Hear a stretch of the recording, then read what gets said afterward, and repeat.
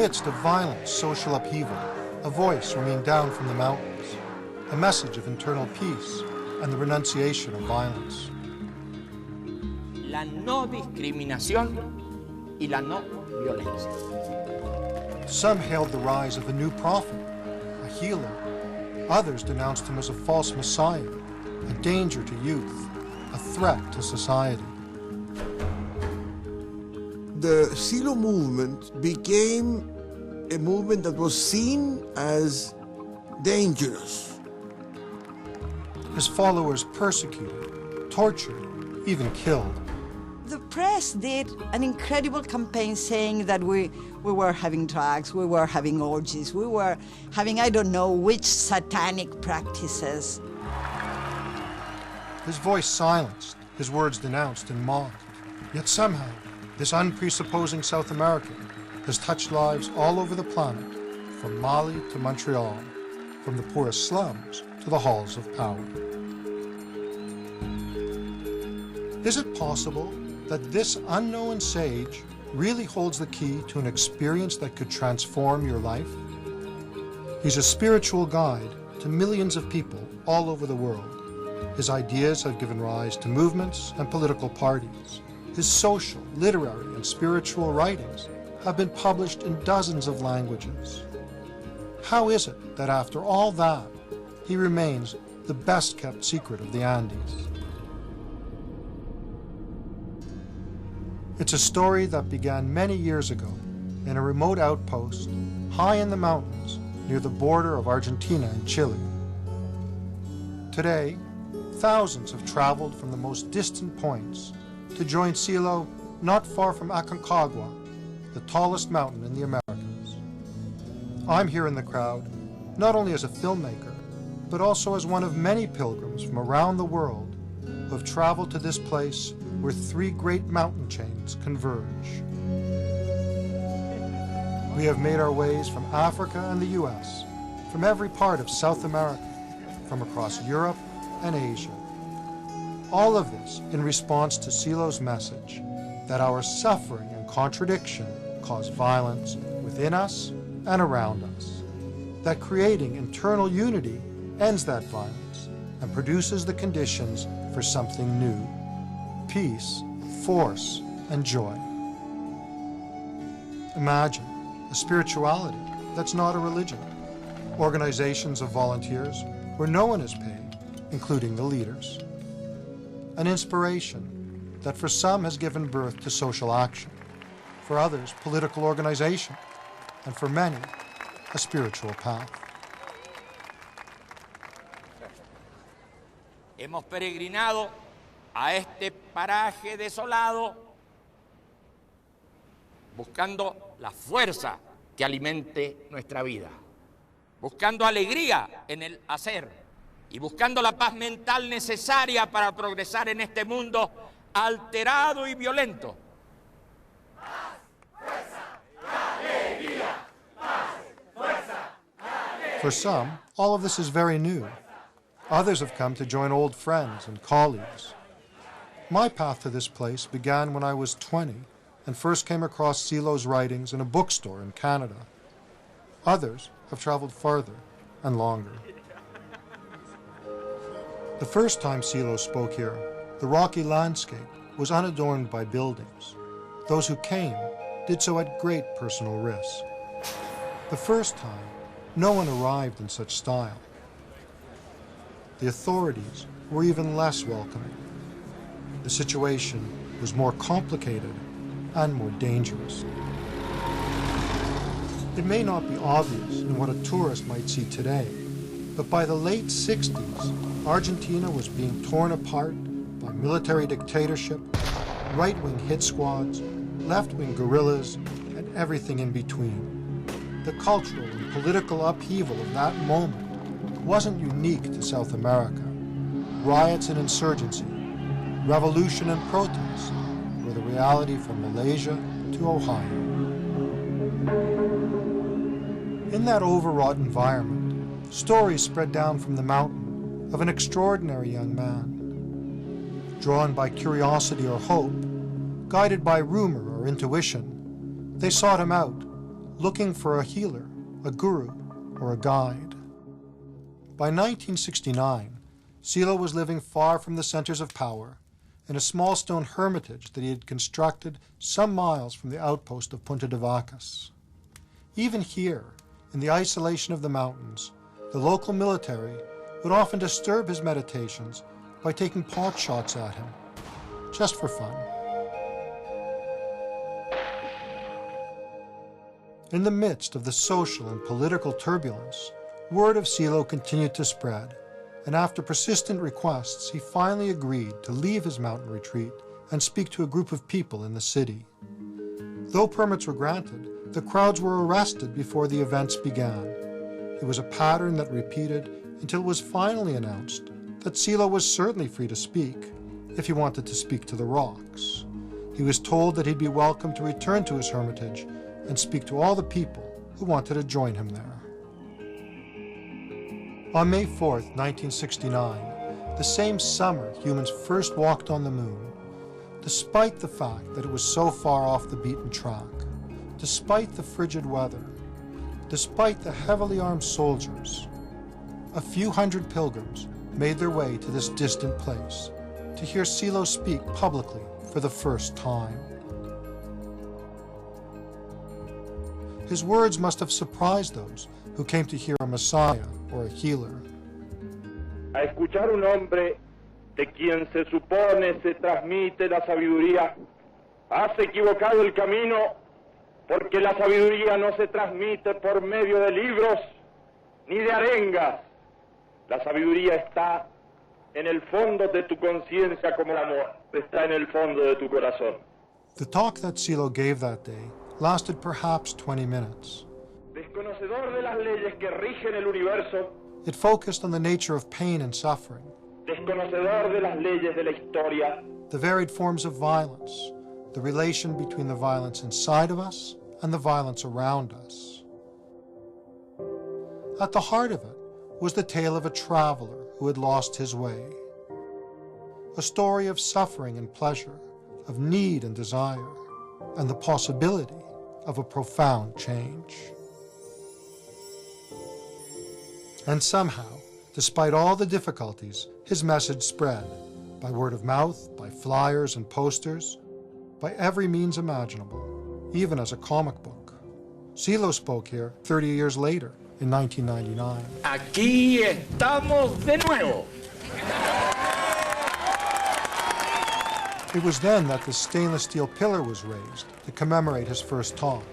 He spoke here again in 2004, and then in 2007. But over all that time, his message has remained unchanged.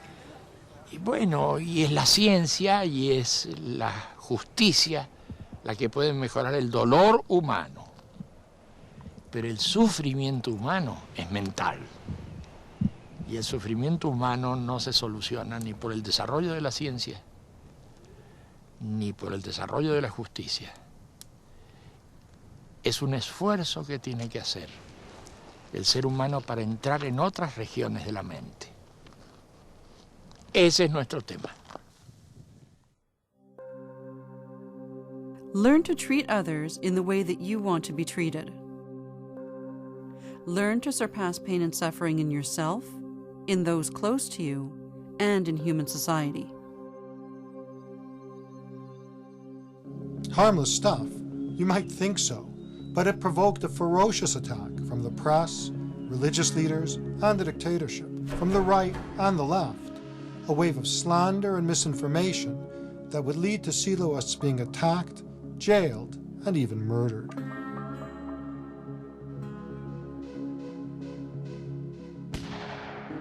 The same pattern would later be repeated in Europe and North America, denounced by the media and ideologues from across the spectrum, accused both of being a cult and anti-religious, communists and fascists, members ostracized, meeting centers defaced, one in Paris was burnt down, and in the States another was bombed.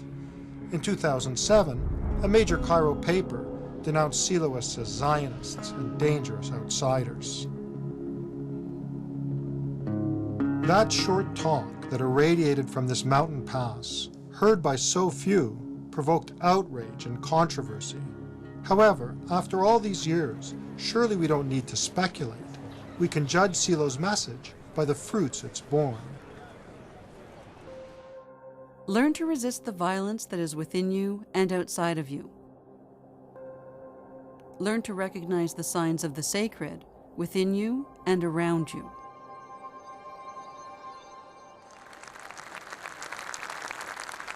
It was a message that would be heard in the most distant points, transforming many lives, mine among them. But none of that would happen without real risks to some of us. Among her many accomplishments as Undersecretary of State in the Chilean government, Pia Figueroa was responsible for creation of that country's first national environmental legislation. This mother of two has followed a long path to this place. I wanted to come here when I was 15, imagine, to hear Silo here on 1969, but I wasn't able. Not long before, a young Pia had first heard about Silo. Under the door of my house, it came a small leaflet, very small, I remember, with the image of Silo. It said, "My teachings are not for the successful, are for those ones that carry failure in their hearts." And I felt that that was what I had in my heart. Where the choices for change seemed to be self-absorption and drugs or armed struggle, Silo's call for nonviolent personal and social transformation touched some deeply, but went very much against the current of the times. I remember once in my friend's house, she was having the guns hidden in, under her bed. I mean, that was the kind of options we were taking. Maybe if I would have taken the choice of a violent revolution, maybe my parents would have understood better. Her father's reaction wasn't surprising, considering the baseless and vicious slander accusing Silo and the Siloists of every crime from rape to murder. The Silo movement became a movement that was seen as dangerous. Fíjate que esa violencia siempre deriva del deseo. Cuanto más violento sea un hombre, más... We, of course, took our time to study our issues and went to retreats or out of town to take some days to think about. We were just meditating, but the press did an incredible campaign saying that we were having drugs, we were having orgies, we were having I don't know which satanic practices. It was totally unproportioned, totally monstrous. They was beginning to say that they kidnapped children and took them to meetings, and immediately they began suggesting that the meetings had sexual ideas. My father, he wanted me back in home immediately. My sister followed also. She was smaller, 2 years younger than me, and he was desperate. I am a lawyer. I did what I was taught should be done in that case. I went to the police. And she was found in one of the Silo's meetings. The hysteria of the time meant that Pia's peaceful meditations were about to be harshly interrupted.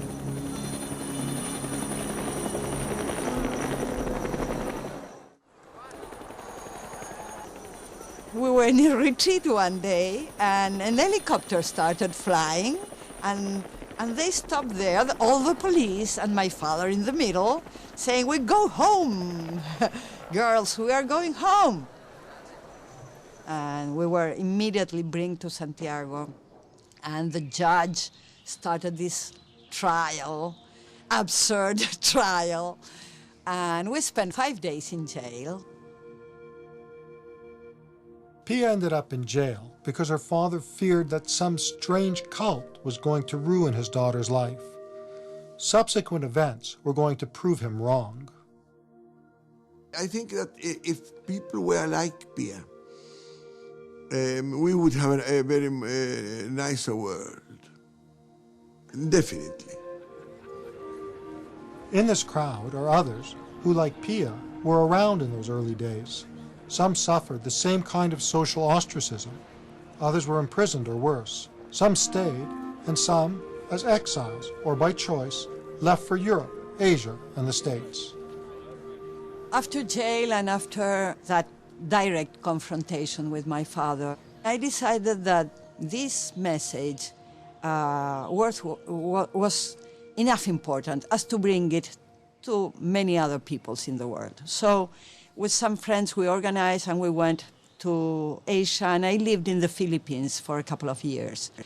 And we published Silo's books, and we formed a lot of groups and a huge movement, where I met a couple of people, very nice friends of mine, Victor and Cherise, who later on moved to Canada. And it was in that roundabout way that I first encountered Silo's message. I came across a sign posted by these two new Canadian immigrants. It referred to a dozen principles, tactics to creating a coherent life, principles of valid action. And then I found the book these principles were taken from, The Inner Look, a kind of poetic journey from non-meaning to meaning. The very first page lets you know what you're getting into. Here it tells how the non-meaning of life is converted into meaning and fulfillment. Here is joy, love for humanity, for nature, for the spirit. Here the worldly is not placed in opposition to the eternal. Here it tells of the inner revelation, at which all arrive who carefully meditate in humble search. To me, they seemed words that held great promise. But there were also things in that book that were hard to wrap my head around. Ese es el librito que nosotros pasamos y le decimos a la gente, medite este librito, fíjese si en este librito están las cosas que a usted le resuenan como cosas importantes en su vida. Porque pronto va a salir el tema de, usted no va a estar aquí todo el tiempo, usted va a partir, todos vamos a partir, la vida se acaba en algún momento. ¿Cómo sigue esta película? ¿Es que usted termina para siempre? ¿O es que algo continúa en usted? Usted quisiera tener respuestas sobre eso antes de partir, porque partir es seguro que va a partir. But why all this talk about death? It was difficult for me to understand why something lurking in the future should be a problem today. And no wonder. We've been trained to look only to our inheritance from the past for explanations of the present. It's a proven and powerful approach. Whether it's psychoanalysis trying to explain what we are by what happened to us in our infancy, or cosmology looking back at the Big Bang to understand what our universe is like today, we expect the past to hold all the answers. Para todo, paz, fuerza y alegría. But Silo turned it around, putting the emphasis on the future. Imagine someone with a difficult past who believes that tomorrow will be great. Compare them with someone with a wonderful past who believes that everything is falling apart. And for all of us, the future holds one certainty. It will end. And if meaning has to do with the future, what then? There's no meaning if everything ends in death. What do I have that can transcend death? My reputation, my children, the actions I put in motion, or...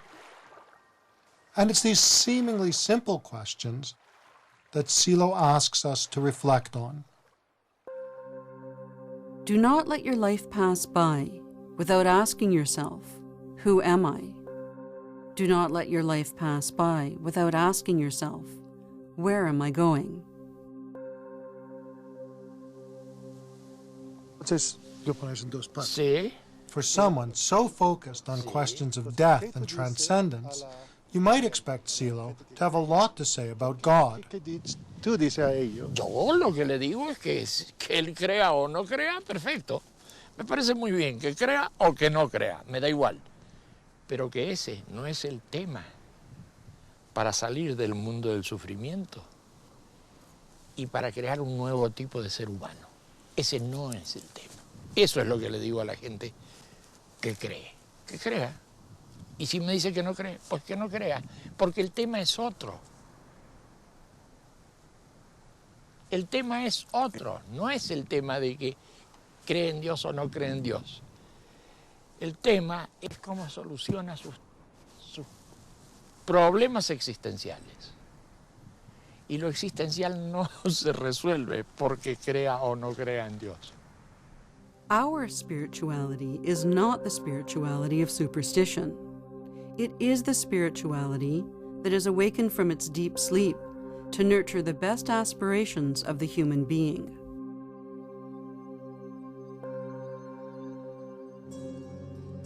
Believers and atheists, mystics, scientists, artists, and social activists. In the wake of Silo's first public talk, a number of groups arose with their own particular interpretations of his teaching. Then in the 70s, representatives of different groups throughout the world gathered on a Greek island to study with Silo in more depth. And an organization known as the Community for Human Development began to form. And from that community, a wide range of activities. In this way, the humanist movement gradually took shape and spread as different people in different situations found common voice for the transforming personal experience they had encountered. The range of activity as varied as those people and the situations they lived, denouncing violence and injustice, working for literacy or public health in Asia, the Caribbean, and Africa, or organizing everything from social action to neighborhood newspapers or campaigns for better urban transit. In 1981, I joined some friends and accompanied Silo to a number of events in Europe and Asia.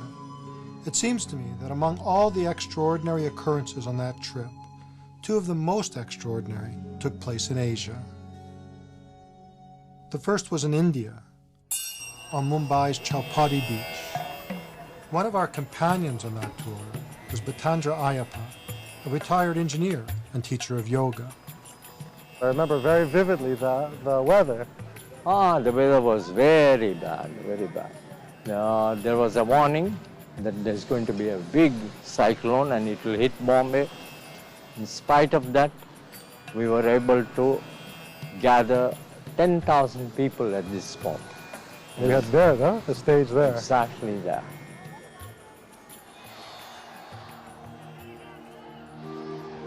In the midst of that chaos, despite the storm, after speeches and talks, Silo invited those who agreed with his message to stand. 10,000 people rose to their feet, and for many, something extraordinary happened. From this very internal experience, people drew varied conclusions, interpreting the experience in different ways, with consequences that continue to play out decades later.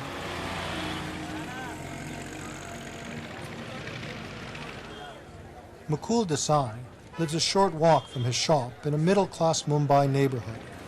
Every week for the last decade, members of his extended family gather for a meeting about Silo's message. और अपना ध्यान अपने श्वासोश्वास के ऊपर हल्का और गहरा हो सके उतना आराम से और गहरा. From the beginning, from the existence of man, man has to face pain and suffering. When we do these experiences, then it gives us the power to face the challenges that are created in day-to-day life. Some Friday we discuss on current topics, we discuss for local problems, we discuss for our child development, we discuss for the education systems, we discuss for our personal life, family life. This makes our knowledge wider and wider and global, and we transform these to our society.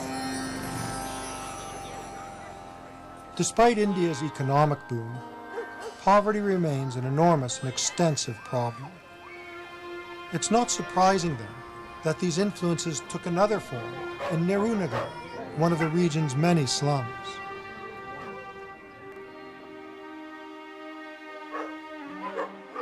Shankar was born and still lives here with his parents, his wife, and his child. Inspired by Silo, he's helped transform this place. Center started last 15 years. So many medical camps, so many campaigns, children education. 10 years ago, there were no street lights here. Now, because of the humanist movement, there are. Our area, no lights. So now there's light, there's anti-malarial campaign. Yes. It used to be that every year when the monsoon rains came, raw sewage would flood the houses. But they've resolved that problem as well. All of this forms only a small part of the activities they've organized here over the last decade.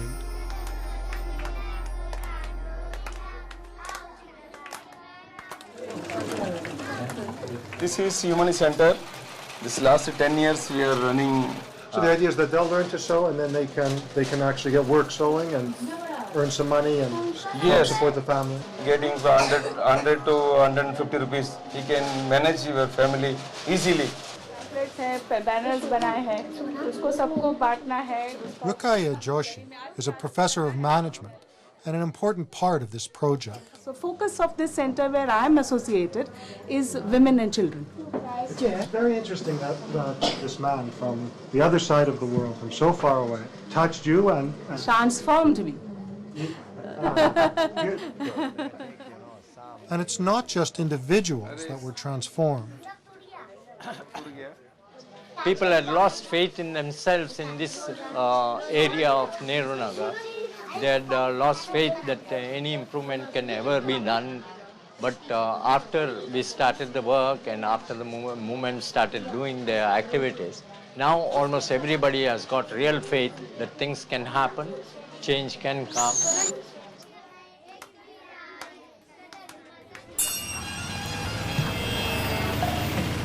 These changes aren't limited to the city.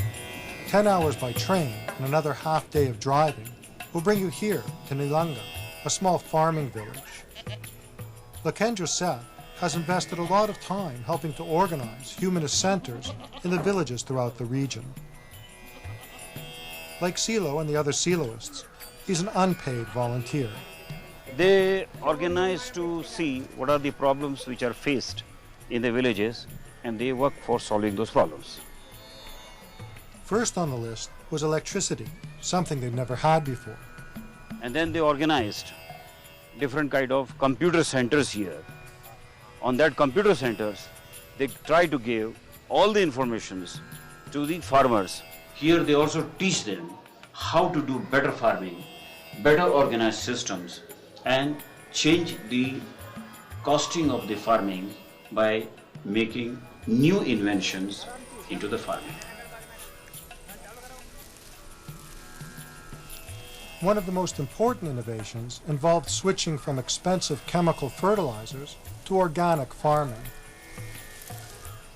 This would be an extraordinary story, even if it only involved this village or that slum. But it involves much, much more. Invisible to the mass media, unreported in the news, the consequences of Silo's message are transforming lives in the largest cities and in over 1,000 villages in India alone. But all of that was to unfold in the years following Silo's brief visit in 1981. Back then, he traveled from Mumbai to Sri Lanka for meetings with members of the Buddhist community. He also met with Sri Lanka's Prime Minister, Rana Singh Pramadasa. The meeting was civil, but the Prime Minister was unusually forthcoming. He told Silo it was pointless for a foreigner to come here and preach nonviolence in this peaceful Buddhist nation.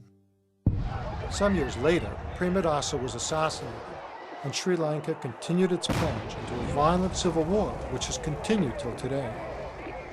But another national leader was to prove more receptive.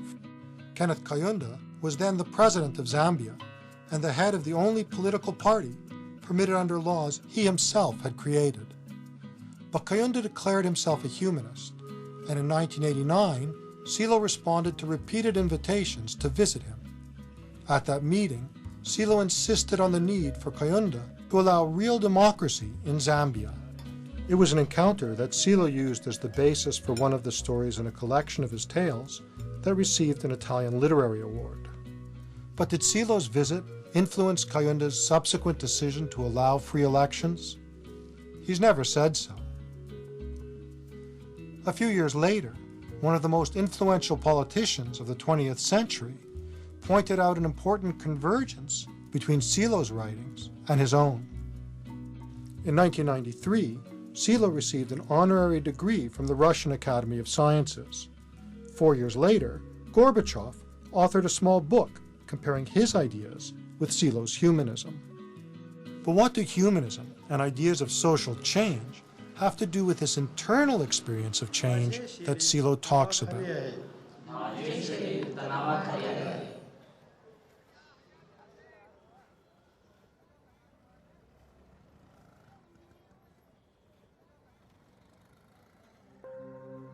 If you are indifferent to the pain and suffering of others, none of the help that you ask for will find justification.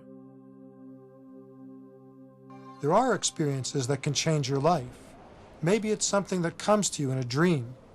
Maybe it's falling in love. Or perhaps an unexpected insight. A veces en el campo, como acá, veo una puesta de sol.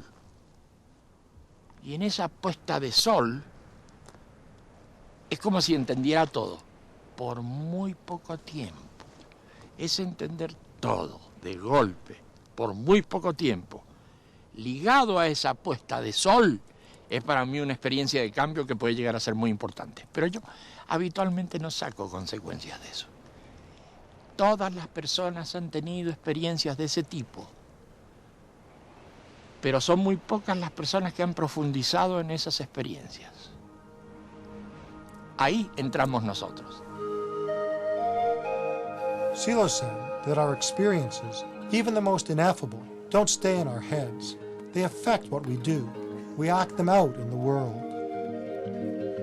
Early in the 1980s, Silo's call for a change that would begin with you and your immediate environment took a truly political turn with the creation of the Humanist Party.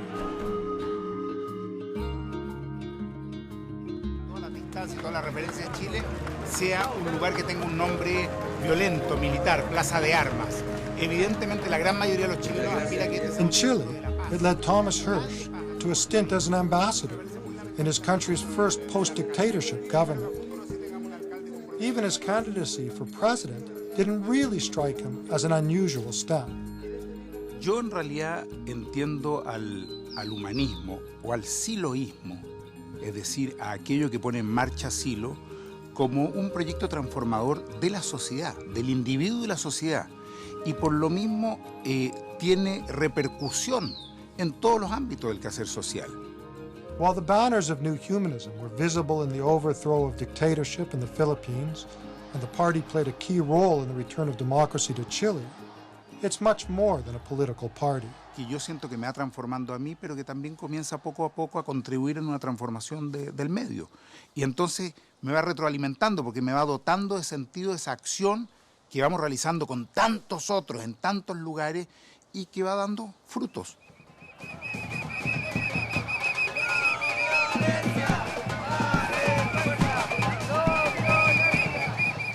Today, the party is present in many regions of the world. But at the beginning of the 21st century, it was to Latin America that around the world, the eyes of the left were turning. And no wonder, across the continent, a new breed of politicians seemed to be appearing. Nos conmovemos con el mensaje de Silo. Drawn from different parts of the political spectrum, but each of them, in some way, promising a break with the past. Among those new politicians, Evo Morales, embattled leader of Bolivia, often hailed as the country's first indigenous president. Una vez escuché su intervención que empezó a las 6 de la tarde. The Latin American New Humanist Forum was preceded by a traditional ceremony at this ancient and sacred site of Bolivia's indigenous Aymara people. And among the participants was President Morales, seen as a socialist threat by many of the planet's largest business interests. But President Morales doesn't define himself in terms of the left or the right. un periodista me dice, ¿tú eres derechista o izquierdista? Yo digo, ni izquierdista ni derechista, sino humanista.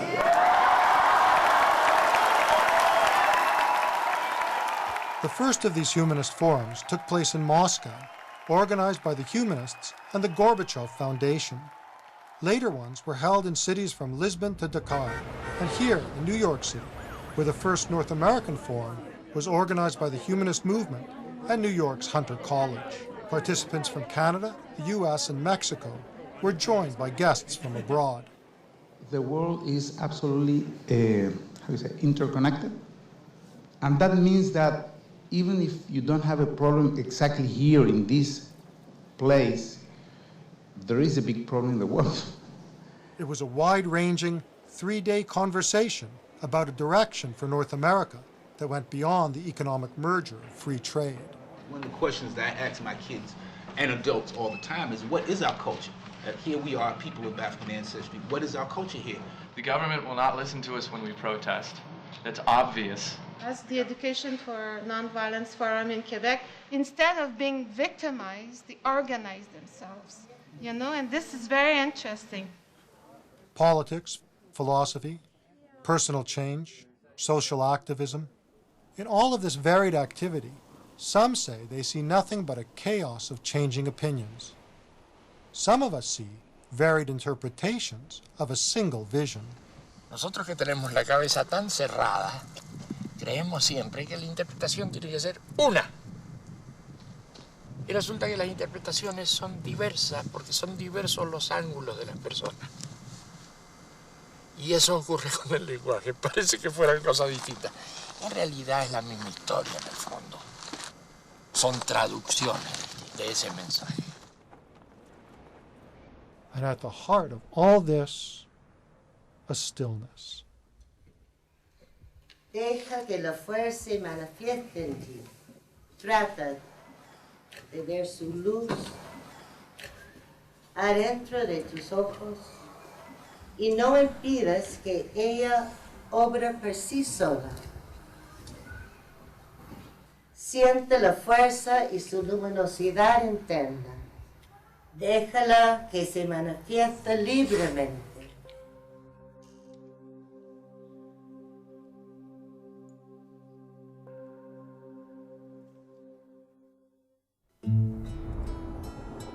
Over the years, the manifestations of Silo's ideas have grown and changed, and so has this place. First, a stainless steel pillar marked where he spoke so many years ago. Later, an entire complex took shape, Punta de Vacas Park, a place of meditation and meeting. And then a plan to build similar parks on every continent. But before that had barely started, national parks began to appear. Each of these parks shares the same symbolic structure. This is Parque Manantiales. This is the National Park of Chile. And this is the gateway to the park. And when you walk through the gateway, you walk into another environment. And then all the parks also have a monolith. Its form has to do with historically how the human being has always built that, which has something to do with the connection of the heavens with the earth. And then we also have a fountain, underground springs, waters. It has to do with life in itself. And then there's a stele, which is like a little monument with all the names of the people who have helped build the park, because our parks are put together just by people. And then we have the halls, and they're purposely made without any distraction. And in our halls, what you find are other people or empty space. And so the two situations are the best situations to reflect or to have internal experience. And our parks are open for everyone.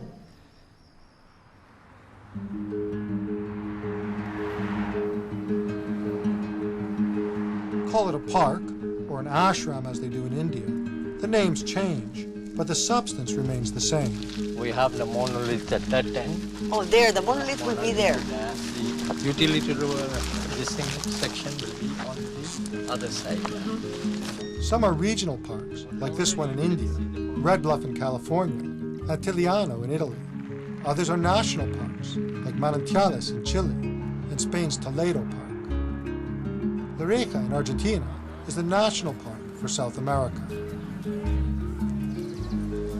Today, the park in La Reja, just outside of Buenos Aires, is filled with people enjoying this beautiful May afternoon. Trees and grass instead of desert or mountains, but the familiar gate, hall, monolith, fountain, and of course the same atmosphere, the same spirit.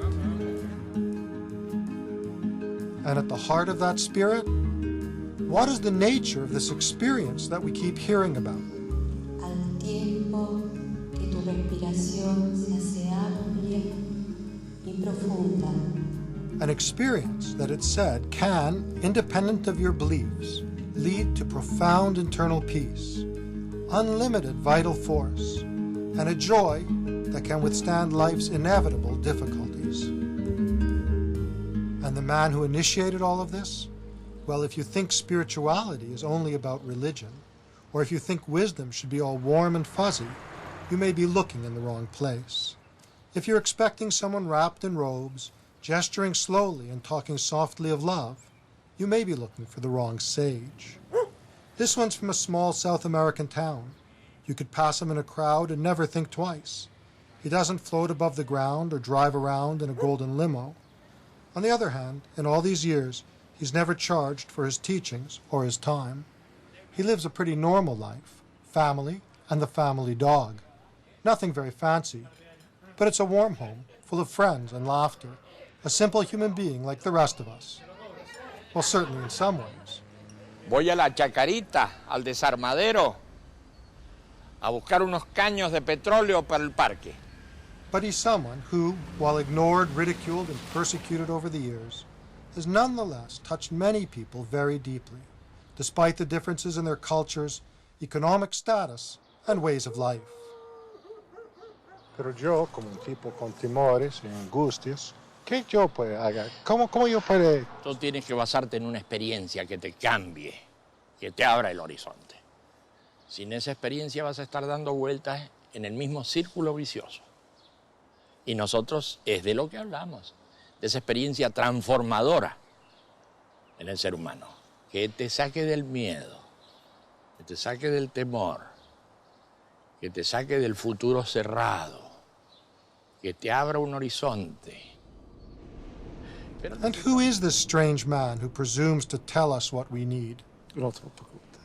Hay gente que dice que tú eres un hombre como otros. Hay otros que dicen que tú eres un profeta. Hay otros que dicen que tú eres un demidios, un dios, un diablo. Sí. Muchas cosas. Yo creo que la gente tiene derecho a decir todo eso. ¿Y qué? No me preocupa lo más mínimo. Que alguien diga, bueno, pero es un profeta. Y ni quita ni pone.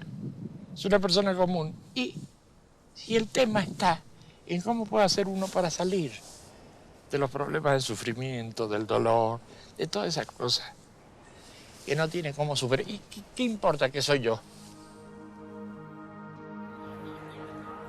But what message or experience can possibly be enough?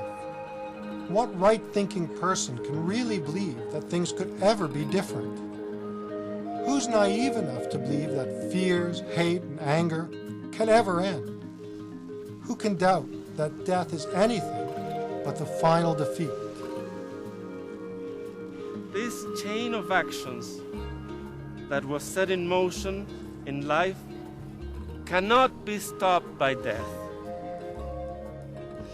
I've always felt that Silo throws down a kind of challenge, challenging me to doubt the conventional wisdom, challenging me to ask myself, but what if it is possible?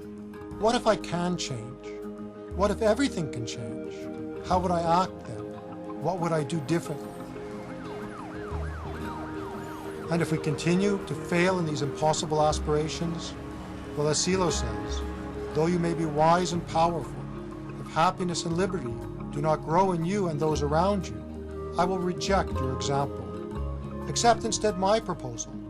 Follow the model of that which is being born. not that which takes the path to death. Do not imagine that you are alone in your village, in your city, on earth, or among other infinite worlds. No imaginis que estàs encadenat a aquest temps i a aquest espai. Bul xalaat ni soo deewee di nga wéy di wéet ba faw.